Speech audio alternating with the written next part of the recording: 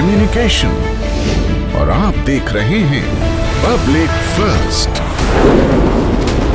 सर्वदा भारतीय।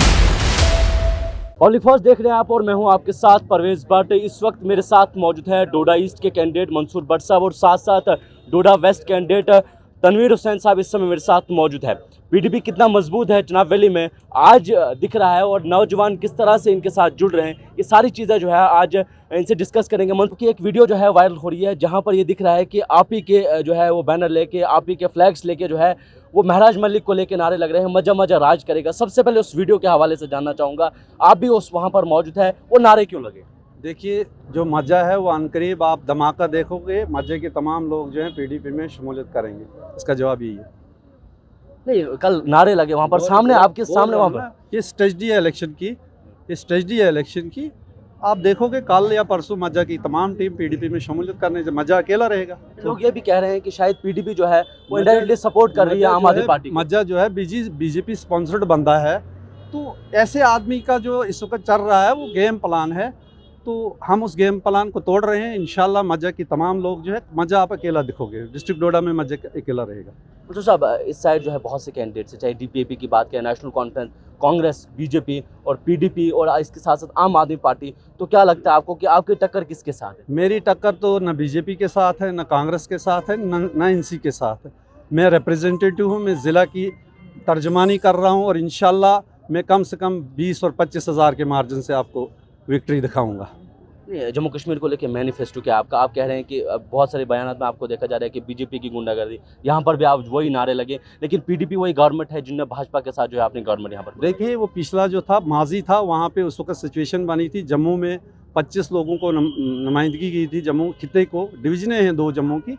तो जो सियासी शऊर रखने वाले लोग होते हैं, उनका ये सोच होती कि कहीं हिंदू मुस्लिम फसाद ना बर्पा हो सकते थे, तो इसलिए दानश्वरों ने सोच समझ कर फैसला लिया था। मिनिमम प्रोग्राम के तहत हमने हुकूमत बनवाई थी, लेकिन भाजपा ने उसमें हमारे साथ धोखा किया, वो अलग बात है। अभी आपको मैं बताऊंगा, मैं ठाठरी से आ रहा था तो बीजेपी के जो स्पॉन्सर्ड गुंडे हैं जिनमें लोग भी है, जबकि मेरी गाड़ियों पर परमिशन लगी हुई है और मुझे 1 घंटा रोका गया वहाँ पे और मुझसे शनाख्ती कार्ड पूछा गया। मैं इलेक्शन कमीशन ऑफ इंडिया से पूछना चाहता हूँ, फिर ये परमिशनें क्यों आपने गाड़ियों पे लगवाई, फिर हमें परमिशनें क्यों बनवाई जाती है? जब हमारा फार्म इंटर हो जाता है, क्या आपने सिक्योरिटी फोर्सेस को मेरा चेहरा नहीं दिखाया है और मुझे नीचे उतारा गया और मैंने धरना दिया बीच सड़क में और तब जाकर उन्होंने मुझे छोड़ा और मेरा 1 घंटा ज़ाया किया? मैंने पब्लिक एड्रेस करना था यहाँ, मैं अपनी बात नहीं रख सका। हमारी बात को भारतीय अफवाज की जगह और पुलिस की जगह हमें रोका जा रहा है। हम इसके लिए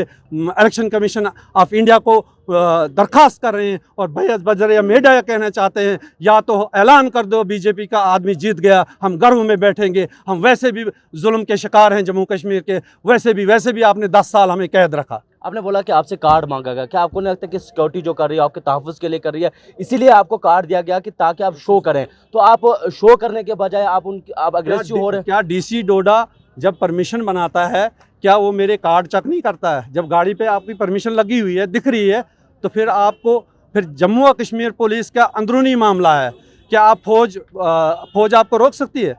ये तो पुलिस का काम है ना।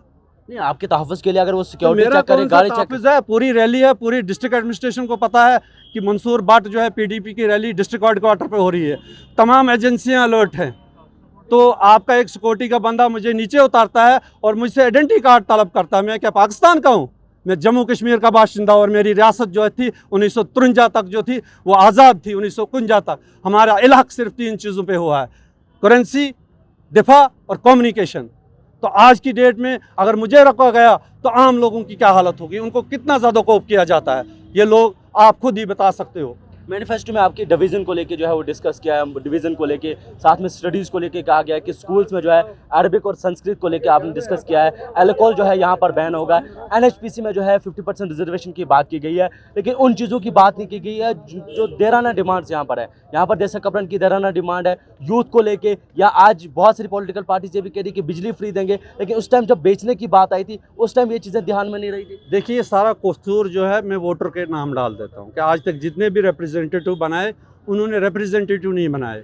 उन्होंने उन लोगों को चुना या तो इस्लाम खतरे में था या हिंदू खतरे में था। ना हिंदू खतरे में है ना इस्लाम खतरे में है। जहाँ तक ताल्लुक़ है आप अराबिक और संस्कृत, जब एक हिंदू संस्कृत पढ़ेगा तो उसकी जो धार्मिक किताबें हैं वो संस्कृत में लिखी गई है, उसको मॉरल एजुकेशन मिलेगा। उसको ये मालूम होगा कि बाप जब सामने आएगा तो वेदास में लिखा है कि उस सर झुकाकर बात करो, जब माँ आएगी सामने तो सर झुकाकर बात करो, जब किसी से बात करनी होगी तो एहतराम के साथ करो। तो ये वेदास की तालीम है। इसी तरह अराबिक का जब बच्चा पढ़ेगा मुसलमान तो वो मॉरल एजुकेशन सीखेगा, वो इनकी चंगलों में नहीं फंसेगा। कभी बाबरी मस्जिद, कभी राम मंदिर, कभी जम्मू कश्मीर का मसला कि हमने जम्मू कश्मीर के ये किया वो किया और इसको वोट बैंक बनाया गया। तो ये चीज़ें जो है तब होंगी जब मॉरल एजुकेशन होगी। मैं उन सियासतदानों से पूछता हूँ जो आज तक, चाहे वो जम्मू कश्मीर का हो चाहे हिंदुस्तान का हो, कि अंग्रेज़ी ज़बान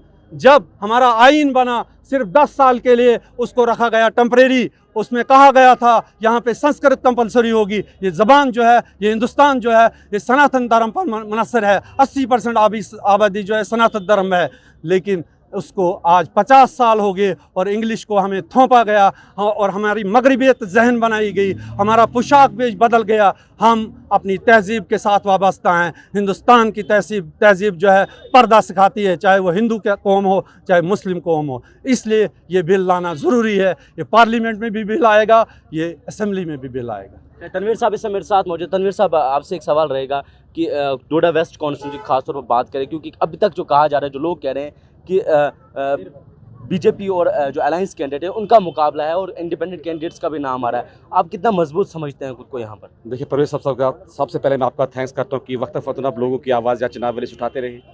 देखिए मसला मजबूती नहीं, मसला है कि चिराग जलाने का, जो जुल्म चुनाव वैली के साथ हुआ है। कल मैं आपके देसा, कुंडा, मलान में 3 दिन का टूर करके रात को वापस आया हूँ और परवेज साहब जो हालात मैंने वहाँ के देखे, खुदा की कसम, लोगों को लाइट नहीं है, पानी नहीं है, बिजली नहीं है और चार्जिंग जो सोलर के जरिए कर रहे हैं। और आज विकसित भारत की बात की जा रही है।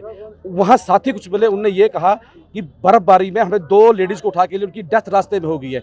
आज की हिंदुस्तान की बात कर रहे हैं। आज ये करें 370 हटने के बाद जम्मू कश्मीर में दूध की नदियाँ बहेंगी, क्या ये नदियाँ बनी हैं? इन्हें कहा कि हम पूरा मॉडल, जो पूरा हिंदुस्तान को एक मॉडल बनाएंगे, एक इसको विकसित भारत बनाएंगे। आज आपकी लाइट ही रोड नहीं है, 4-4 किलोमीटर चढ़ के हम ऊपर लास्ट तक गए और लोगों के हालात देखे। और मैंने लोगों से बात की, शर्म आई वोट मांगने उनसे। मैंने कहा कि बाइकाट कीजिए, सभी पार्टी से बाइकाट कीजिए।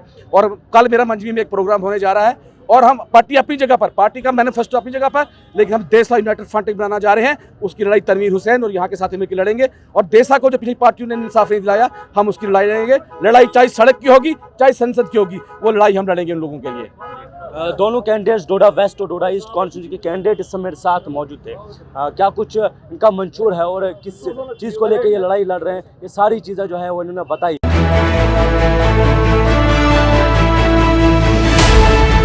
ये है इंडिया फर्स्ट कम्युनिकेशन और आप देख रहे हैं पब्लिक फर्स्ट, सर्वदा भारतीय।